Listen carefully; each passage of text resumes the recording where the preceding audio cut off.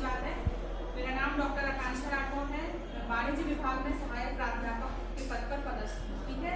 Cultural हमारी एक committee बनी हुई है, उसकी मैं इंचार्ज हूँ और हमारे साथ में बहुत सारे टीचर हैं जिसको मिलाकर एक कमेटी बनाई गई है। और दूसरी कमेटी है NTF, ठीक है, उसकी भी इंचार्ज हूँ, उसमें भी बहुत सारे मेंबर हैं।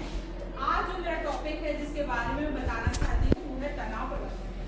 ठीक है, ये कोई विशेष ऐसा पाठ्यक्रम नहीं है जिसके बारे में बोलना चाहती हूँ, लेकिन हमारे दैनिक जीवन का बहुत अधिक महत्वपूर्ण एक भाग है तनाव।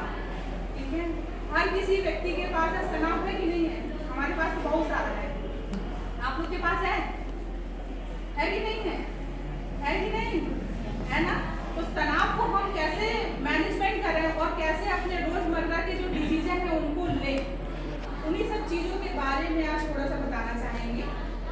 तो मेरा अभिप्राय ये है कि ऐसा कोई भी व्यक्ति जो कि शारीरिक रूप से फिट है लेकिन यदि मेंटल फिट नहीं है, तो मेरा ऐसा मानना है कि भले ही हम शारीरिक रूप से उतने फिट ना हो लेकिन मेंटल फिट होना बहुत जरूरी है। आप देखेंगे कि बहुत सारे ऐसे विकलांग व्यक्ति हैं या विकलांग ऐसे लड़के लड़कियां हैं या बच्चे हैं जो कि हिमालय पर्वत चढ़ रहे हैं और पैरा ओलंपिक बोलते हैं शायद, उसमें उस एक्टिविटी में जाकर अपने देश का प्रतिनिधित्व करते हैं और बहुत अच्छा कुछ परफॉर्म करके आते हैं अपने देश के लिए। ठीक है, मेडल लेके आते हैं, तो वो शारीरिक रूप से वहाँ पर विकलांग है।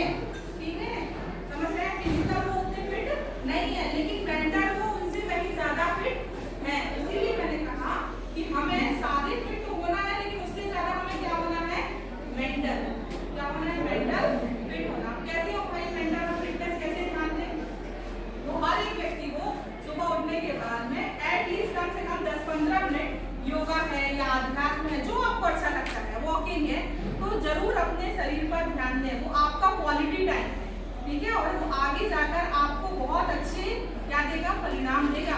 आज जो आप कर रहे हैं उसका परिणाम कब दिखेगा? 4 साल बाद, 5 साल बाद आप जब जॉब में जाएंगे तब उसके परिणाम आपको दिखना चालू होते हैं। पढ़ाई करते साथ में नौकरी मिलती है क्या?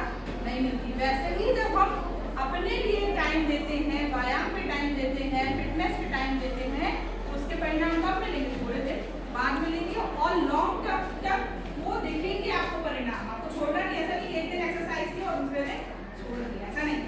आपको मेंटली फिट होना है तो पहले तो अपनी बॉडी को थोड़ा सा फिट करिए, उसके बाद आपको क्या करना है? वो ऐसे लोग जिनसे आपको प्रॉब्लम होती है या जो आपको फेस करते हैं तो उनसे थोड़ा सा दूरी बना दीजिए। एक बहुत अच्छी कहावत है, मैं हमेशा हर क्लास में बच्चों को बताती हूँ कि तुम्हारे पहले पेज पे लिखा होना चाहिए। हमारे भी शर्मा सर थे जो हमेशा पहली क्लास में बताते थे कि लिखो, कॉपी और किताब खोलो और लिखो पहले पेज पे कि कुछ तो लोग कहेंगे और लोगों का काम है कहना।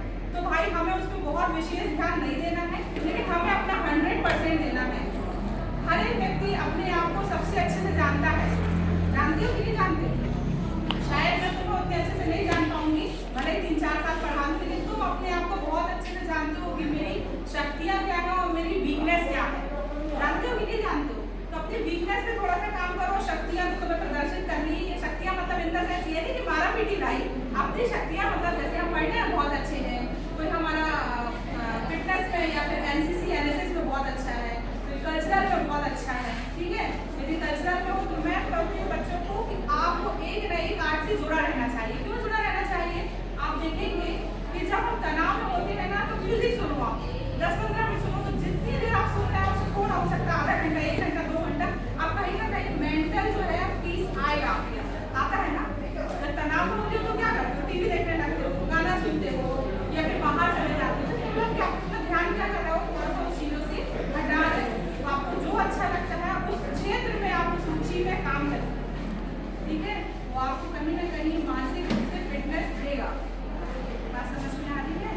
ठीक है, तो जो चीजें आपको परेशान करती हैं उन चीजों से थोड़ा हट के रहिए।